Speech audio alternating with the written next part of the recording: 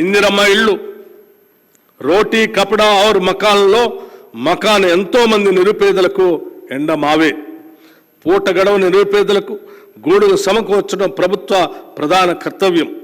గత ప్రభుత్వం నిరుపేదలకు ఆశలు కల్పించి వారికి ప్రభుత్వ ఇళ్లు కేటాయించకుండా వారిని దగా చేసింది.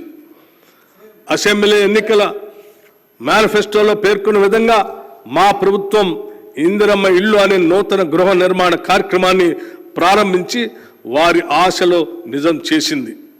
ఈ పథకం ద్వారా పేదల ఇళ్లను కట్టుకోవటానికి 5 లక్షల రూపాయలు ఆర్థిక సహాయం చేయాలని అందించాలని నిర్ణయించాం.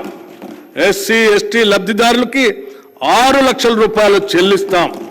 2024-25 ఆర్థిక సంవత్సరంలో ప్రతి నియోజకవర్గంలో కనీసం 3,500 ఇళ్ల చొప్పున మొత్తం 4,50,000 ఇళ్ల నిర్మాణానికి సహకారం అందించాలని నిర్ణయించాం. ఈ పథకం కింద నిర్మించే ఇళ్లు కనీసం 400 చదరపు అడుగుల విస్తీర్ణంతో ఆర్సీసీ కప్పుతో వంటగది టాయిలెట్ సౌకర్యం కలిగి ఉంటాయి. 2 పడక గదుల ఇళ్ల పథకం కింద పూర్తయిన ఇళ్లను త్వరలోనే కేటాయిస్తాం.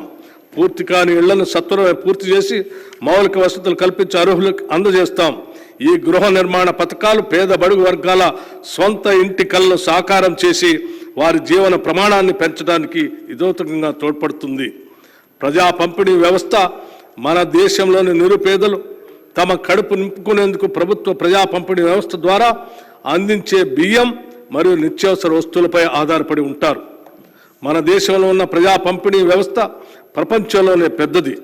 అందుకే మన రాష్ట్రంలో గాడి తప్పిన ఈ వ్యవస్థను గాడిలో పెట్టేందుకు తగు చర్యలు తీసుకుంటున్నాం. ధాన్య సేకరణ కట్టుదిట్టంగా అమలు చేస్తున్నాం.